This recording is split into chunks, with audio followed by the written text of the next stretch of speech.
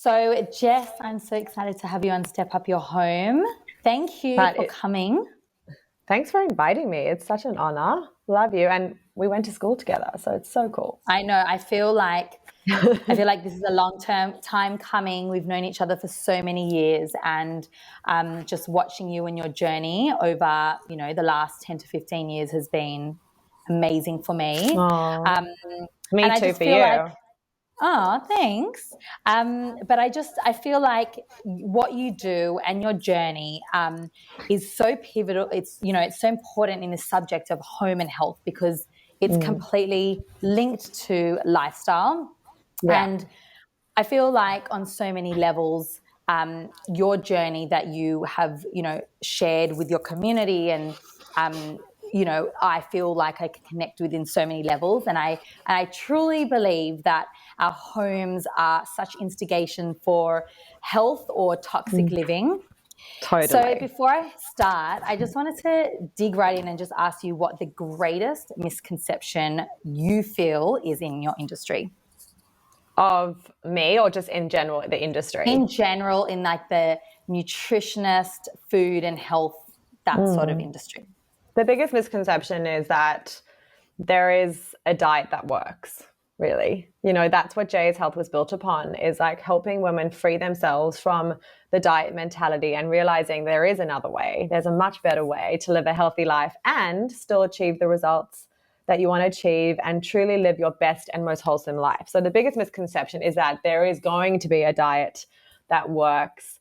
And just time and time again, even the research now shows that they just don't work long term. So Jay's Health is really providing an alternative solution to women. And it's a relief for so many women because I spent 10 years at least of my life dieting, fad dieting, being obsessed with food in an unhealthy way, being obsessed with being thin, controlling my weight with low calories and dieting and trends, living off skinny foods, diet foods, and it was just awful, and it made me so disconnected from my body. And so literally Jay's Health, and it remains like that today, is built upon the fact that we want to show you that there is a better way to live a healthy life, and it does not require a diet in sight.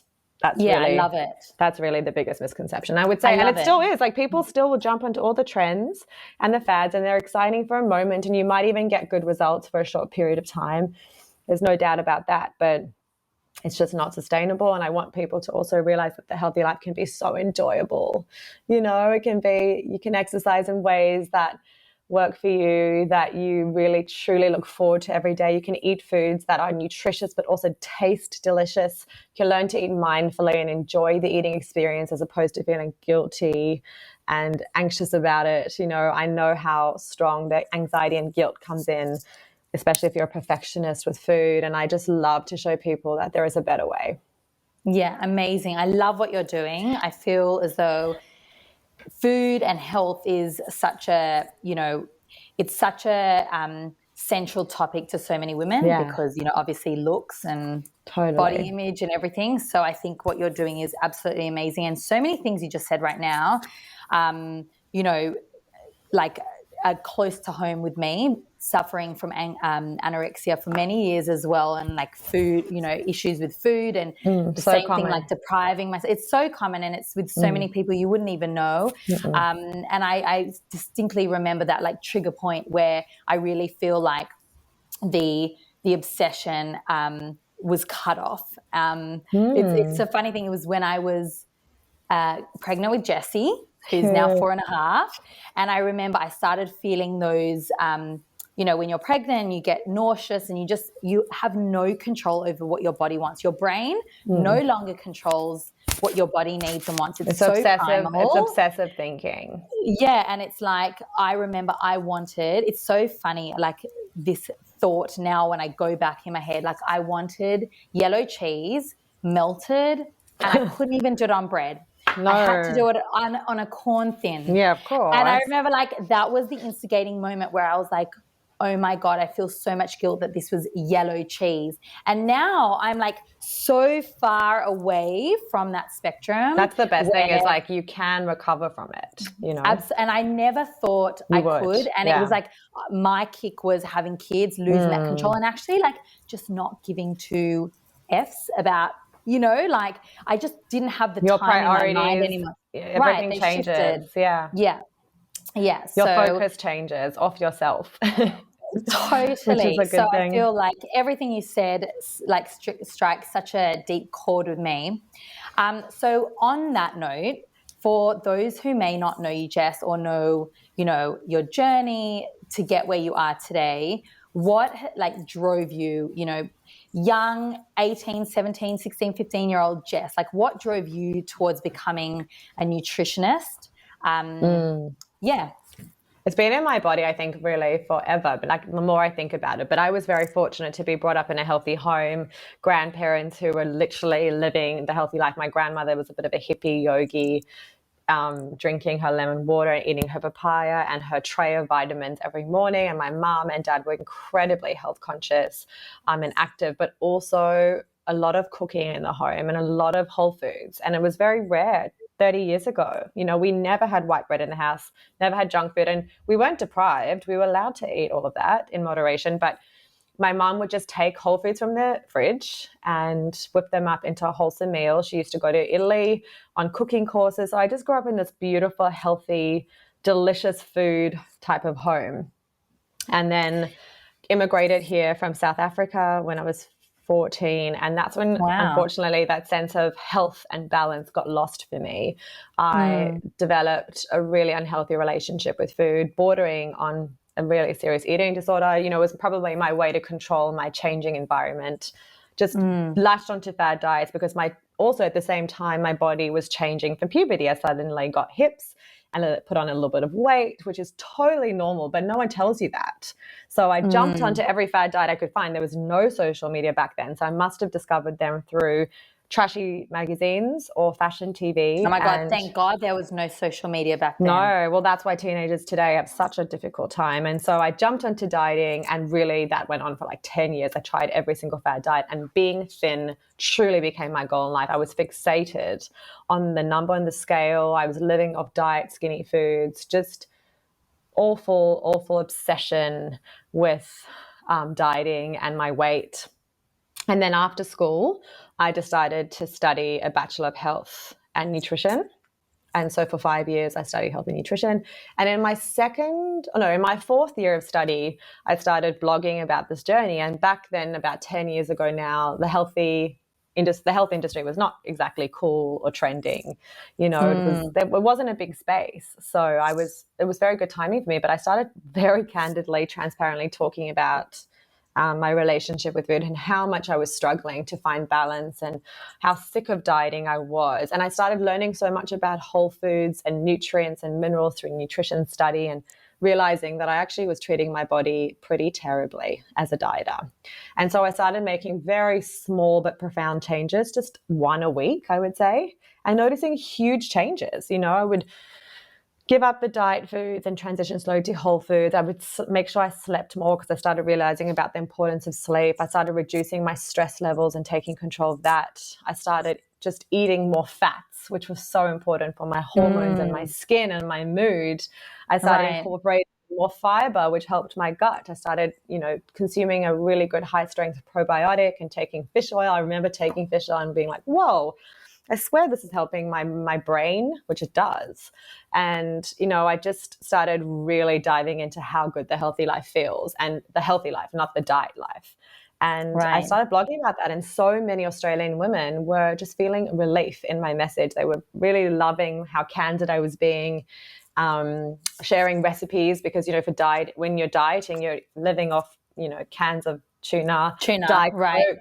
I was corn thins. I remember eating miso soup. I remember just miso soup. I remember eating diet jelly for breakfast a lot. Oh, great. No, I can't. Yeah, like really bad. So I mean, that was yum for me at that time. Like that was delicious.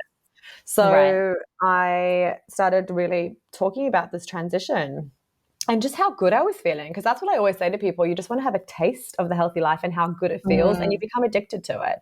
You know, I was genuinely seeing the physical result, and that's what kept me going, I think. I was seeing my hair get stronger. I think I was watching my mood get better. I was watching my gut start to heal and repair. My hormones started balancing, and actually I did lose weight too. Like, not that that's important, but as a diet, I was struggling with my weight for all those years. You know, yo-yo I just started balancing out in every sense. And so, again, blogging about this, sharing recipes. And I kind of developed literally this little JS Health community that's still my everything, my best friends.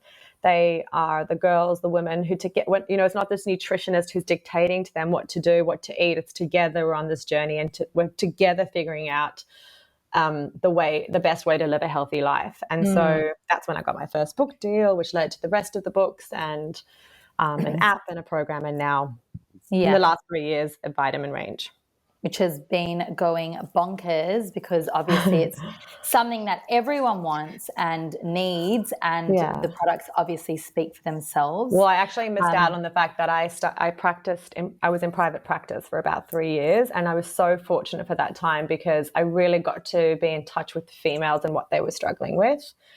Energy, gut issues, anxiety, stress, depression, relationship with food. They were all the things that I would see time and time and time again in my practice. And so I actually used to prescribe vitamins with huge success. I mean, I saw a patient who had really bad depression. And of course, with diet, we did diet change, but we also prescribed her a high-dose fish oil, a probiotic, and B vitamins. And, some of it might have been mental, but she just completely transformed. It would be the same time and time again. I would prescribe. I had this intuitive obsession and love for vitamins. I saw the way that they helped, but I did also find there to be a little gap in the market to create really medicinal, transformational. Like often I would invest in a vitamin, but I wished it was more higher dose, higher strength, a little bit like more. You wanted to mix play it up with yourself. it. Yeah, I wanted to. Yeah, exactly. I wanted to play with the formulation myself, but it's an incredibly expensive, complicated journey. It took us 3 years of honestly failure. We failed. Well, of course, because it's like you are providing medicine for people. So I think that there would be I would assume there'd be crazy strict guidelines. Like really hard. What you can, yeah. So we really threw away so much money just to be transparent, because we just didn't find the right manufacturers. The formulations weren't coming out the way I wanted them. And we're TGA, so protected. So we're a listed medicine. They deem us here in Australia, our vitamins, as a listed medicine, which just shows how powerful they really are. Amazing. So so this is so off topic. It's not even remotely close to my list of questions, but I just want to go down this path, how, as someone who, maybe is listening, who's enduring something similar and is really struggling with something that they're so passionate about, what kept you going? Because having doors in your face, major doors, with financial barriers. And I can imagine the strain and the stress and the frustration that would have been at the time. What kept you going? Were there times you were like, we're not doing this? We did. I would say 3 times, Dean and my husband said to me, Jess, this is just not going to work. We'll pick something else. Let's do some healthy food range, a healthy cereals. I started developing a healthy cereal and a healthy Cocoa Pops. Unfortunately, that failed too because of commercial reasons, just was too expensive. So people don't know about all the things I failed at before this time. I invested in 3 different manufacturers in the vitamin space who just weren't getting the formulations right, as I said. So what really got me through is my actual passion. I'm an Aries. You can't stop me. I can you hear me? I feel like I've paused. Oh, can you hear me now? No, it just cut out. So you said I'm an Aries, and I was about to say you can't stop me. You can't stop me when I'm passionate about something. You can stop me in other ways, but when I'm passionate about something, I cannot refrain. It just was this intuitive love and passion. I knew I could create some vitamins that would really change the game and that would work. I just knew they would help people. One of my first formulations was going to be a stress and anxiety formulation, which I obviously was struggling with while building a business. And I just was like, oh my gosh, I need more people to take Withania, take Romania, take vitamin C, enjoy magnesium at night, lavender oil extract. I just got so passionate and excited about sharing my vitamin wisdom with people. And it just, even through the 3 different failures, it still got me through. And then eventually I got introduced to the manufacturer that really was the right person for us and still is our manufacturer today. So It was just the fire of passion in me. And I always say to people, if you just hold on to that heartfelt passion and purpose every single day, but especially through the hard times, especially not in the good times, in the hardest times, watch what happens on the other side. Yeah. And also just like, I think, when it comes to me, it's like that gut feeling that you've had for years, like knowing that you are meant to be or do, you know, X, whatever that is. And just like really just trusting that like it doesn't always have to, you know, like the reason why you failed for 3 years was because the divine timing was when you were meant to have it ready. You know, it's like that was the right time for us. Right. And it's like maybe in that 3 years you learned something or you know, formulated something, you know, like what happened in that 3 years, which was you gained maturity in certain things which you didn't have prior to that. So I just always think that when it comes to timing and wanting things instantaneously, especially for us passionate, impatient, like go people that want everything that we want like now. It's like so important. Wait, what's your birthday? 1st of Jan. Oh. I'm a Capricorn, which is like, and the 1st of Jan, you know, I'm the first day of the year. So I'm like shooting for the stars, high expectations, won't stop. But like fear and like insecure of, you know, of like the growth. It's like a strange combination. I know what you mean. Yeah, totally. But that's part of the journey. Yeah. So, okay, I want to know your perspective on home and health. And like when it comes to creating a healthy home, what would you find is like one or a few of the most important things? Yeah. Well, people actually know in my community now that my home is like my biggest health investment, truly. Like it's where I come home after a 12-hour day and I'm just like, this is going to feed my soul, my mental health. It's my peace. It's my haven.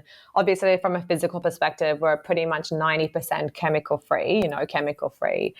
Dishwashing soap, chemical free household cleaning goods, chemical free toothpaste, chemical, you know, all like the only thing that's not chemical free in our home is probably my makeup, chemical free, natural skincare for both Dean and I. Laundries, you know, we are a chemical-free home. So from a physical perspective, I obviously care for it to be very healthy in that way. But mentally, I think a home is where it's at. You know, like I've struggled with my mental health only for the last 2 years. Both of us lost a very close person in our lives. And I had never struggled with my mental health prior to that. And so my home became a safe space for me, truly, where I was able to heal and, you know, come home from a really hard day mentally or from work and just be myself. And I would create little spaces in my home, you know, my bedroom and my kitchen. Sorry if I make you emotional. It's okay. I shouldn't have said that. No. You just made me think. It's really good it's really good for our listeners to hear our transparency. Really, that's what they love the most. Yeah. You know, when I say to them, I can't believe you can actually see that like I was getting teary. But of course, like as people know, like losing a best friend to mental health is the most traumatizing thing. And actually the last 2 years has opened me up to this incredible world because I actually now see this unbelievable therapist who's in the US. I just found out she was Khloe Kardashian's therapist. Not that bad. That's hilarious. But it totally matters. It does not. Yeah, it matters. But she specializes in PTSD and OCD and just diving into this world of how loss and grief and the PTSD that's associated with that, just how it affects our brains and our mental health, really. So as I said, didn't struggle with my mental health prior to this. And I am so grateful now, even though it's been actual hell and so painful for me, I now understand how important mental health is. So when you talk to me about my home, I can talk to you about all the physical health aspects, but mentally, like I was struggling so hard for the last 2 years. I felt really, really unwell and really anxious and now I know I had PTSD symptoms because I was with my friend, you know, a couple of days before and, you know, it was just a really, really big shock to my mind and system. And obviously loss and grief in itself is just enough to deal with. And just the pain of I wish I understood then. I wish I knew more about how to support someone with mental health. You know, I just didn't know. And so it's just opened up this space. And I hope sometimes she looks down upon me and is grateful for the fact that I'm also trying to spread the message of removing the stigma and the shame around mental health. But when I take medication, which I never thought I would or have to. And I always just talk about the holistic aspects of health, which leads to the home. Like every aspect of my healthy life matters.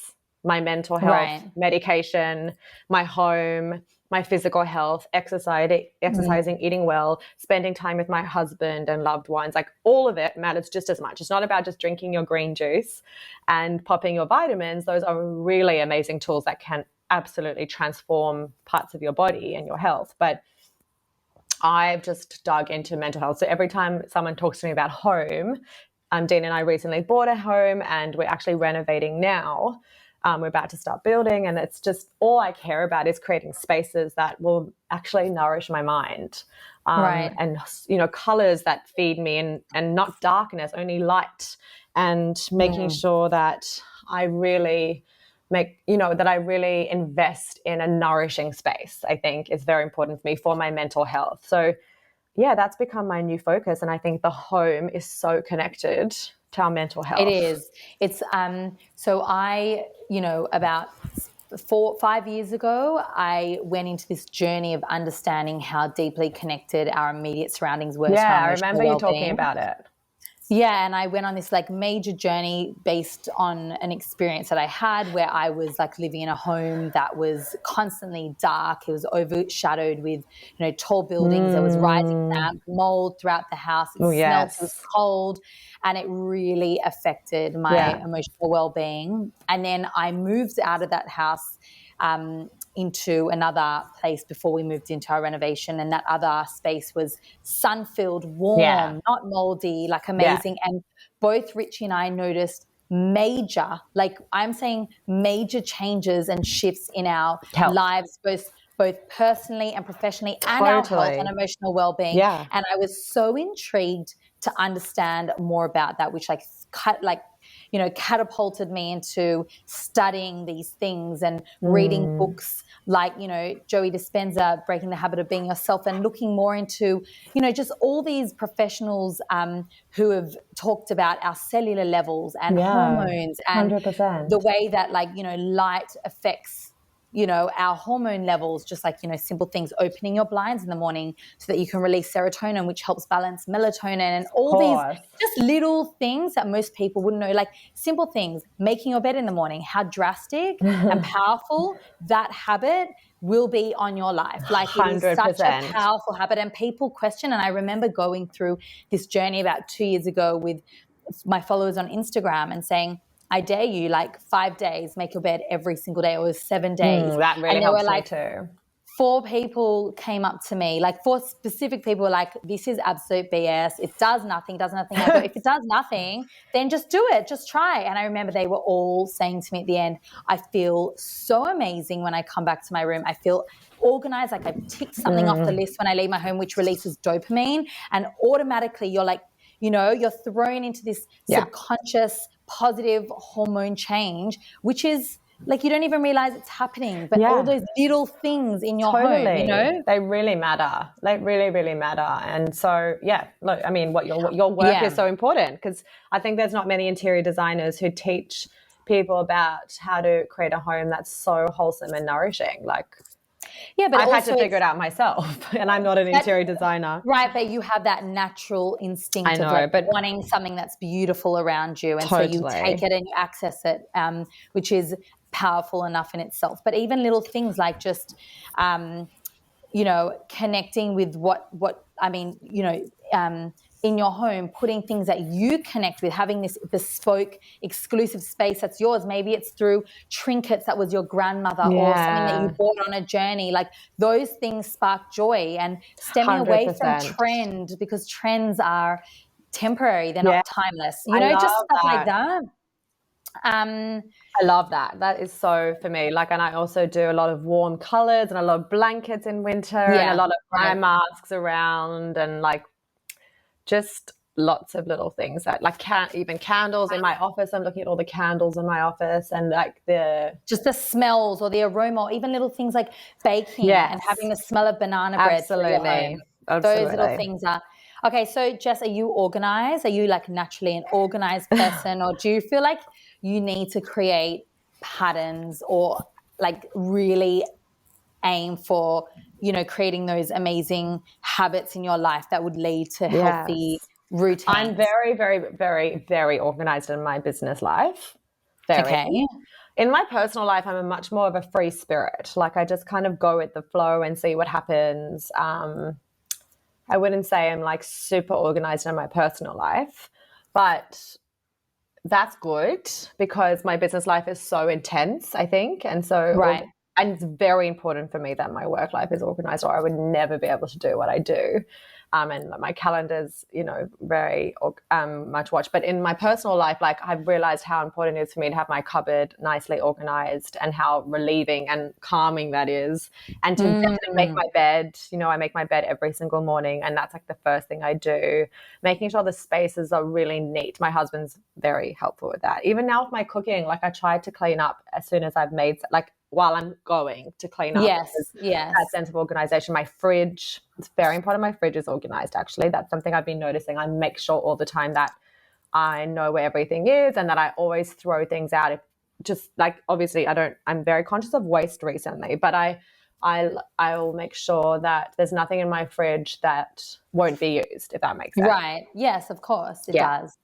I feel like as you said that, you caught yourself like I feel like it's we're damned if we do, we're damned if we don't. Like everyone is just trying their best. Cool. Right? Oh no, I'm very honest about how imperfect, I am with everything. Like no, I know, but it's like I remember once doing a grocery shop and posting my vegetables, and I had like one person write to me like, "Oh my God, look how much plastic is in your thing," and I was thinking to myself, I felt so guilty, but it was like I had done a shot with my guys and they delivered it and they put everything in plastic. So from then on, I was like, no plastic, thank you. What's so important is for everyone just to focus on their lives, and not to worry so much about everyone else. Absolutely. I think that's for me. I mean, I genuinely am so much. I've got some girls in my office who really inspire me with sustainability and waste, and I'm so lucky for and grateful to have them around who are constantly teaching me things, because I just felt uneducated in the space. Yeah.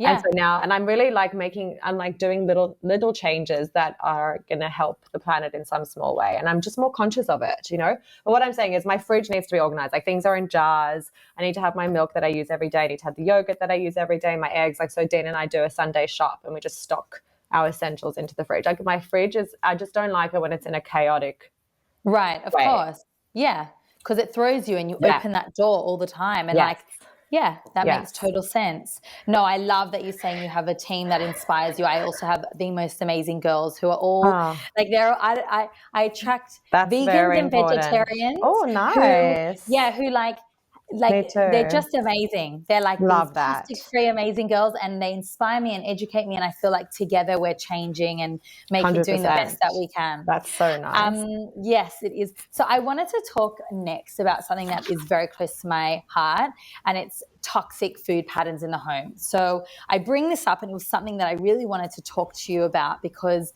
when I hit, I would say like the pinnacle of my, health, sickness with anorexia, everything was so in secret. Like everyone knew around me, but like for me, it was like this private little thing.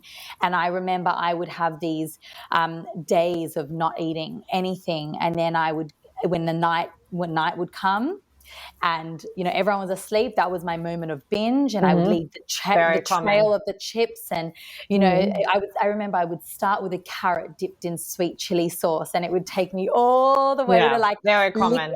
It's just, I've lived in Spain before. So I lived in Spain, and I remember I'd come home crazy intoxicated after a big night, and I would eat an entire packet of like biscuits to myself and just completely It's because I mean binging is a direct result of restriction or deprivation. Of course. I mean that makes so much sense. But and then you spend the next 2 days not wanting to eat because you're restricting again, and then the pattern repeats. But I feel like when I removed myself from those physical spaces and I put myself in a new space, the pattern shifted, and I was allowed and abled, like I was able to be more health healthy in my choices. I was able not to binge. I was able not to restrict. And of course, like those habits can creep in, and they do, like naturally, because it's not the space, it's the person, and you're just shifting, you know. But I guess I want to talk about this idea of toxic food patterns. And I also want to talk about, you know, from your experience, from my experience, and from your experience dealing with people that go through this every day, like how do we shift this? Like, how do we change? I remember one of my closest friends, I told her about this, and she'd never known. And she said, come home and instead of going downstairs, take a shower. Go straight to your shower. That's actually one of my biggest tips. I have this whole guide in the app and on my program and in my books. I have, it's not the best wording, but I call it the Anti-Binge guide, because I used to, of course, binge, because when you're restricting and depriving yourself of food, it's a natural bodily response. Like your mind and body will rebel. So it's not even your fault if you're binging, but you can just ask yourself the question, are you restricting yourself in any shape or form? And the answer is 99% yes, I am. And it could even be emotionally. It could even be emotionally being restrictive and depriving yourself of something, of love, of joy, of fun, of passion. You know, sometimes it is physical, sometimes it's emotional. And I used to say I had this like tactic almost. It was like, right, if you are a binger, this is what you got to do. Firstly, all restriction and deprivation around food has got to go. And sometimes there'll be a phase of your body adjusting, your mind adjusting to it. And you'll overeat for a short period of time because you're not used to giving your body freedom with food. But that's the whole J's health philosophy, is teaching you how to find balance with food and how to eat foods that will support your blood sugar levels, that you will no longer want to binge and indulge. So a big part of my philosophy is encouraging my community to indulge 1 to 2 times per week. I literally say to them, go out on a Saturday night, go to your favorite restaurant with your husband or your loved one or anyone, your best friends, and get whatever you're craving, have the wine, go for the gelato after, and make sure that you eat the foods you're craving, but in moderation and mindfully. But then there's actually some practical things you can do in your home to avoid binging. So when you do come home, a lot of people are stressed and anxious from the day, which is very natural. So one of my things was to go into a calming environment. So a shower is one way to calm down, or there might be a space in your home that's also very calming. So I used to talk about like finding a corner in your home and just sitting there for a few minutes and calming down, or having that warm shower that's also very calming, or doing a yoga flow for 5 to 10 minutes, putting your legs up against the wall for 5 to 10 minutes. It's like calming down your mind and body, because you don't want to proceed into the kitchen if you're in that anxious and stressed frame of mind. And the other thing was that I used to speak about is that telling yourself there is nothing off limits. It's a mental adjustment. You can have, and giving yourself permission to enjoy all the foods you want, and say to yourself, I can go to the fridge at any time and have more yogurt. I can have that chocolate if I'm craving it. And the minute you give yourself permission, your whole body relaxes. And suddenly it doesn't feel the need to overdo it. It's when you tell yourself, I shouldn't have it, I can't have it, I'm not allowed to have it. That's when you rebel, and that's when you binge. So indulgence is important, calming down the mind and body and that state of mind, giving yourself mentally permission to enjoy all of your foods, letting go of that deprivation and restriction in all forms. And if it's still there, don't get a fright if you're going to overeat and binge. Like if you are restricting, depriving yourself, and there's going to be a lot of fear around putting on weight. And as I said, sometimes this is a transition period where you suddenly realize, I'm not going to be restricting myself and I'm so scared I'm going to put on weight. But I promise you, over time that balances out, because it actually becomes much harder to maintain your weight when you're in a stress response. Right. So calming down. So what I found now over 15,000 people would go through and do our J's Health 8-week program. And they actually, not that it's important, lost weight when they stopped restricting and depriving themselves. The opposite happened. They thought that they would, suddenly lose control and put on weight. But actually I think the fact that their minds and their bodies completely calmed down was they actually found balance with their weight and with food. So your home is such a great way to really, if you have a space in your home that can really calm down the stress response. Like I've got a little section in my bedroom that is like a little yoga section. It's really pathetically simple. It has my yoga mat, a candle, and some ankle weights. And it's like near a window. So it's got nice light coming in. That's it. And for me, I can sit there and do a 10-minute meditation or a 10-minute body love yoga flow from my app, or maybe not. Maybe I'll go have a bath with Epsom salts and lavender. That's a hugely calming space in my home. A bath, I know not everyone has a bath, but even a shower, if you just drop in a few drops of lavender oil and Epsom salts, obviously very calming for the nervous system, and to listen to a podcast. Like having little rituals in your home, I think is so important. So those are some of the ways that I like to use my home. And the fridge, you know, the kitchen needs to be a happy, light space. So, you know, if you're a dieter or depriving yourself, of course, you're going to see the fridge as like the enemy or the pantry. But I actually encourage people to do the opposite, to say, I'm allowed to give yourself permission. I'm allowed to eat all of these foods that I want. And there is nothing off limits. There is no deprivation. There's no restriction. And so that's really can help transform your relationship with food. Yes, I remember. It's so weird me talking about this because it feels so foreign to me right now. Like this, like I'm like, I feel like I'm taking my body and like inserting it into, like my brain is like doing a little swap. It's strange.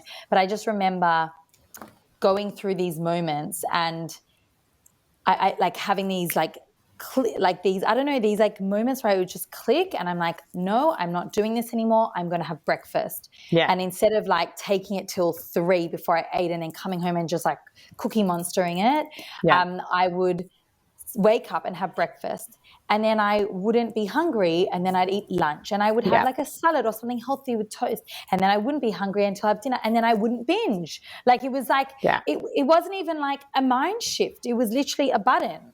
But I also feared eating the breakfast. So as someone, you know, a lot of us had or have or whatever, an eating disorder because we are often control freaks. Like mine had nothing to do with how I looked. In fact, I loathed the way I looked when I was skinny. I used to stand in front of the mirror and cry. Mine was all about control. And so, and that power shift and who was in control, you know? And so that was really hard for me to start the whole shifting and not having, not binging and not like restricting, But it's funny because it's like, it's literally such a simple answer. Absolutely. That's the whole reason why I started J's Health, is to simplify. Yes, it's amazing. Simplify the way we look at food and treat our bodies. Yes.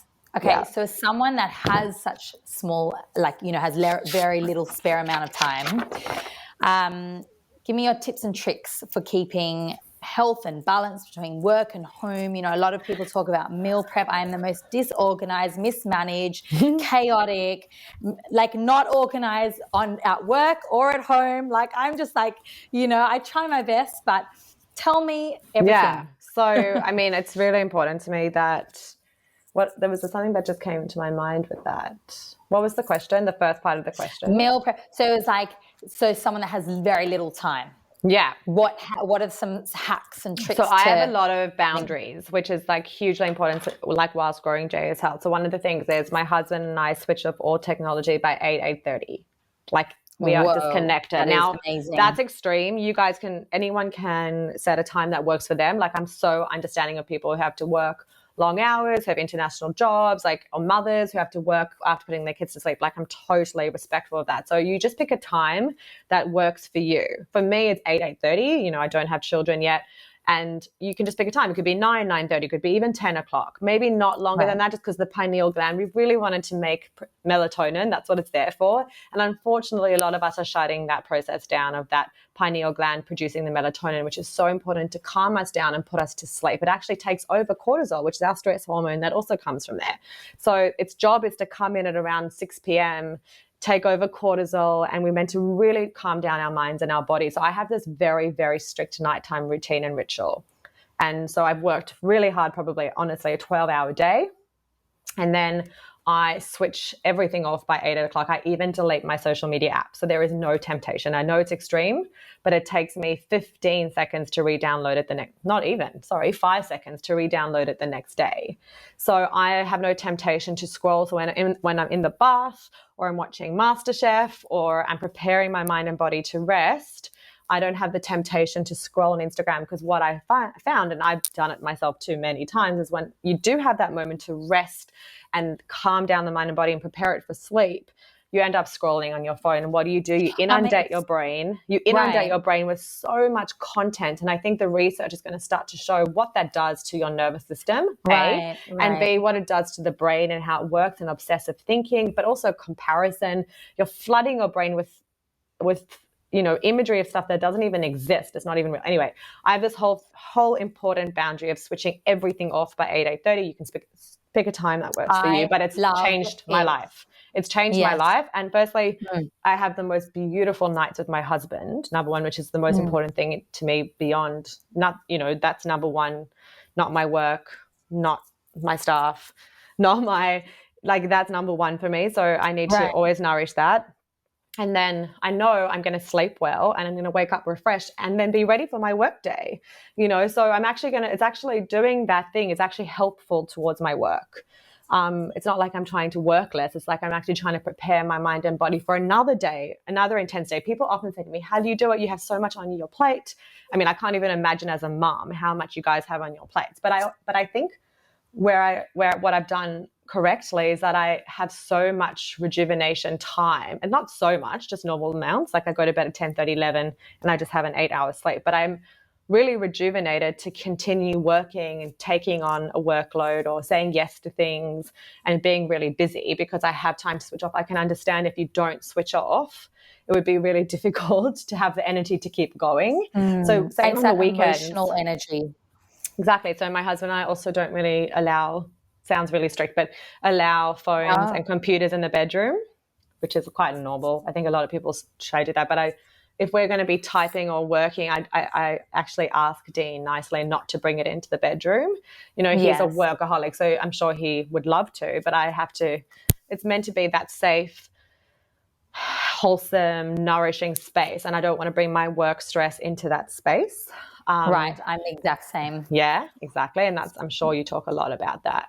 And on weekends, we have the same sort of thing. So we try not to bring our work life into our home on the weekend. So we try and really switch off. Like for the first couple of years at Jess, we couldn't. We really did work weekends. At least we worked 6 or 7 days a week. But now we've implemented this new thing, I would say, over the last 2 years, probably since struggling with my mental health, that we switch off from work during the weekends. Maybe on Sundays, we'll just do a little bit of admin to clear the calendar, to clear the emails. But we really try and walk for hours, get out into nature, drink wine, be with family and friends, and not scroll on social media. So what I find that I do on Saturdays, I'll check my social media once and then I try and delete it for the rest of the day.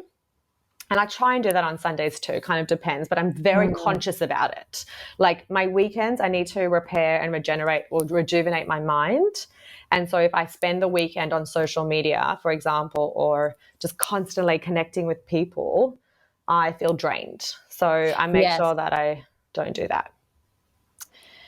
That is honestly, like, I feel as you're talking and everything you're saying, I can understand the steps and the, the rigidness in that strictness, I really understand it. And I think it is amazing that you've identified it for yourself, because I think so many of us, it just, before we know it, we're scrolling. We didn't, I put my Instagram on the 4th page and I must be on it multiple times a day. It's an addiction. It's an obsessive behavior. Like it's not even our fault, Right. And I say, like, I love what Instagram and that platform has given me and my businesses. Yes, of course. However, and like that platform, however, I thoroughly don't, and it's something that, like, I tell my friends all the time, I thoroughly don't enjoy Instagram as a whole. I find it very unhealthy for me. And so I'm still on my journey and trying to create those boundaries. But I must say, I don't practice Shabbat. So for anyone that's listening that doesn't know what this is, Shabbat is a 24-hour period from Friday sunset to Saturday sunset of rest, where you're not meant to use any form of electricity, turning on and off lights, cooking on the stove, driving, TV. Some people don't even tear their toilet paper on the line, as extreme as I can get. Totally. But I try and do my own form of Shabbat by, like, not using my phone on Saturdays. Like, I literally put it in a drawer and I try my hardest not to use it for at least like 5 hours. I'm the same. And I that's can tell you, like, that's very good, I would say. I honestly, I need it so deeply. I think that's and incredible. And it's like when I'm that. able to like give my kids me, because during the week they're like climbing on me and I'm trying to write an email on my phone. It's like constant this juggle. So it really allows me to just like be with them fully. And it's honestly where I'm my happiest. Like 100%. last weekend we went to the markets and I didn't have my phone. I left it at home by accident. It was just such an engaging, beautiful time. So I love that you do that. And I want to just ask you quickly, so how, like, where did you bring this about, or did you decide on it collectively with Dean? And was it like one person wanting it more than the other? Was it a hard transition? Because I know it would be nearly impossible for me to get Richie to not like Dean doesn't get affected by it. But you see, I've struggled with my mental health and I've burnt out before. So I just know like there's just not an option for me. Like I would have had to have quit my job, a couple of years ago if I continued that way. Like it would not have been sustainable, would not have been possible for me to continue building JS Health. So it was actually it just wasn't an option for me. Dean is just a strong mentally he's so strong and he can handle the influx he does not get phased or stressed by it. I mean, at times he does, but very rarely. He's got a really calm approach to life and business. And so I think it's very individual, but of course he's so respectful of me, which I'm so grateful and lucky to have, like not having the computers in the home, not being on our phone at night in bed. He's very respectful of that. And he's just, really respectful of that. But of course we have open communication. So he'll say to me, Jess, I've got a UK call tonight.